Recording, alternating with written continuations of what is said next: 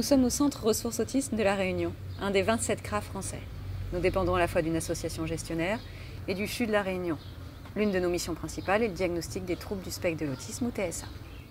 Les TSA constituent un trouble neurodéveloppemental, c'est-à-dire qu'ils débutent pendant la grossesse ou la petite enfance, et ils concernent la personne pendant toute sa vie. Leurs principales caractéristiques sont des troubles des interactions sociales, de la communication et des centres d'intérêt atypiques. D'autres pathologies, appelées comorbidités, peuvent fréquemment être associées comme, par exemple, la déficience intellectuelle ou l'épilepsie. Schématiquement, il existe deux sous-types de TSA. Ceux sans troubles du développement intellectuel, qui permettent aux personnes d'être autonomes. Par contre, les personnes avec TSA et troubles du développement intellectuel sont dépendantes et souvent accompagnées en établissements spécialisés. Les TSA touchent environ une personne sur 100 dans le monde, soit environ 600 000 Français. 8 700 d'entre eux vivent à La Réunion.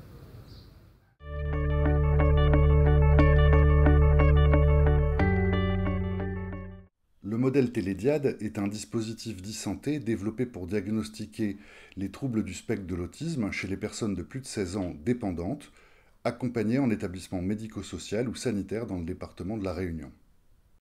L'établissement du diagnostic de TSA est complexe. L'entretien classique avec des patients dans un bureau de psychiatre n'amène qu'une observation superficielle. Les personnes dépendantes, parfois sans langage, n'ont pas les capacités de soutenir un entretien leur demandant d'expliquer ce qu'ils vivent ni d'expliquer leurs symptômes. Les accompagnants qui se déplacent avec le patient ne sont pas forcément des membres de la famille directe, alors que celle-ci est une source précieuse d'informations pour le diagnostic. Les accompagnants disposent rarement des documents médicaux pertinents. Et surtout, les déplacements physiques dans un lieu inconnu peuvent générer des troubles du comportement chez les patients. L'établissement du diagnostic des TSA nécessite également un travail conjoint d'équipes spécialisées dans l'autisme avec la personne à diagnostiquer et ses proches. Or, aujourd'hui en France, le retard du diagnostic chez les adultes est déjà considérable. En effet, les centres ressources autisme n'existent que depuis 2007. On estime qu'environ 500 000 personnes ne seraient pas diagnostiquées. Le modèle Télédiade apporte une réponse à tous ces enjeux. Un diagnostic à distance est particulièrement adapté aux besoins des personnes souffrant de TSA. Il permet d'intégrer facilement les proches, les équipes de prise en charge et de partager centraliser tous les documents avec les différents spécialistes. Absorber ce retard est un enjeu important de santé publique. L'absence de diagnostic a en effet de nombreuses conséquences très négatives pour les patients et leur entourage. Prise en charge inadéquate, surhandicap, soins inadaptés, hospitalisation inutile. Autant de sources de souffrance pour les patients et de coûts importants pour le système de santé. Il est donc souhaitable de faire le diagnostic d'autisme le plus tôt possible dans l'existence des patients. Et en 2020, on a adressé une personne qui est accompagnée dans notre établissement parce qu'elle présentait des troubles du comportement permanents pour lesquels on n'avait pas de solution et pour lesquels on ne comprenait pas un peu ces troubles. Donc on a bénéficié du soutien et de l'accompagnement du CRA pour faire un télédiagnostic.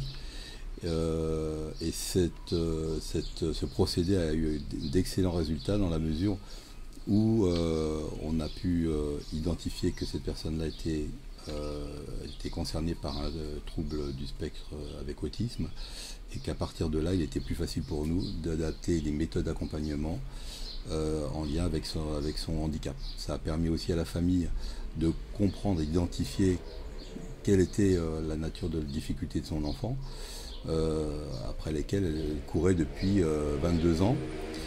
Et ça a permis aussi de stabiliser cette personne-là qui aujourd'hui vit au milieu de l'ensemble des résidents comme les autres.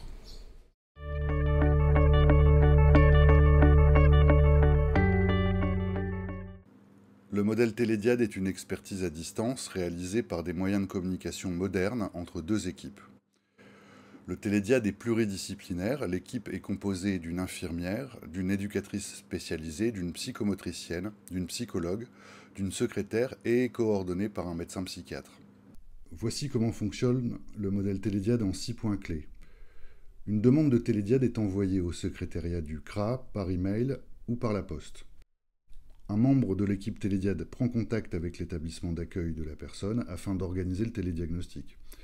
Des référents côté établissement et côté Télédiade sont choisis pour la personne à diagnostiquer. La constitution du dossier comporte 2 temps. Les référents de la personne dans l'établissement réalisent des enregistrements vidéo de la personne de 5 minutes, réalisés à 5 moments clés de la journée. À noter qu'ils ont un guide format papier et numérique pour les aider dans la réalisation des films. L'autre partie du dossier est constituée des comptes rendus médicaux qui nous sont transmis en format numérique, couvrant l'ensemble de la vie de la personne, la connaissance de la petite enfance étant très importante pour poser le diagnostic. L'équipe de Télédiade va analyser le dossier de manière exhaustive. Le diagnostic et les préconisations sont posées suite à une réunion pluriprofessionnelle. Le diagnostic est ensuite restitué, c'est-à-dire expliqué à la famille de la personne et à l'équipe de prise en charge, bien sûr avec l'accord de la famille. Cette restitution est organisée en visioconférence. Un compte-rendu de diagnostic et de préconisation est envoyé à la famille de la personne et selon la demande à la MDPH, aux médecins des établissements envoyeurs et aux médecins traitants. Le dispositif Télédiade a beaucoup apporté aux familles et aux partenaires. Les parents apprécient donc ces délais entre la demande et le diagnostic. Et lorsqu'il y a les restitutions de bilan qui se font dans les structures d'accueil, cela permet une cohérence donc, pour l'accompagnement de leur adulte autiste. Donc ce type de diagnostic en visio, où toutes les questions peuvent être posées, ça rend les choses beaucoup plus simples pour les familles et il faut continuer en ce sens.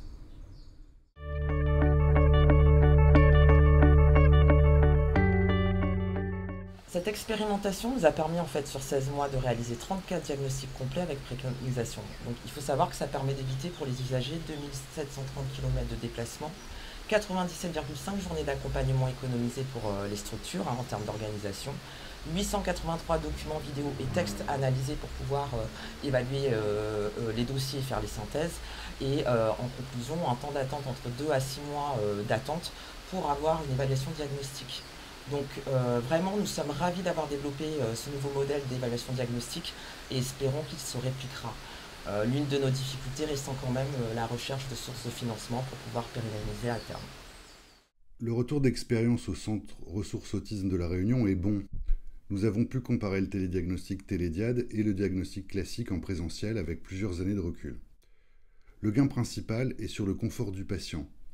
Le télédiagnostic ne génère pas de déplacement, donc pas de changement d'environnement et surtout pas de troubles du comportement. Les gains les plus importants sont sur le nombre d'informations médicales et paramédicales recueillies. Nous avons ainsi une bien meilleure qualité d'analyse psychiatrique, psychologique, mais aussi somatique, c'est-à-dire l'état de santé physique. Mais aussi, nous gagnons en clarté de diagnostic, en capacité de restitution et de préconisation. À noter aussi que notre modèle a fonctionné pendant la crise Covid et le confinement. Quant à l'évaluation qualitative du dispositif après sa mise en place, notre étude qui portait davantage sur la satisfaction et puis sur les bénéfices qui ont pu être tirés, était une étude anonyme réalisée sur la base d'un questionnaire qui nous a permis de confirmer l'efficacité de ce dispositif sur les objectifs initialement fixés, à savoir que les équipes étaient satisfaites de la qualité des diagnostics, la rapidité et le fait de ne pas avoir à déplacer des personnes souvent très dépendantes et fragiles, favoriser à la fois la qualité de l'évaluation sans pour autant perdre en restitution et en qualité un petit peu d'échange de ce diagnostic. Ce dispositif est pour l'instant unique en son genre et il n'existe qu'en France, ici, à La Réunion. Nous l'a fait. Le modèle est transposable et peut être utilisé dans d'autres centres.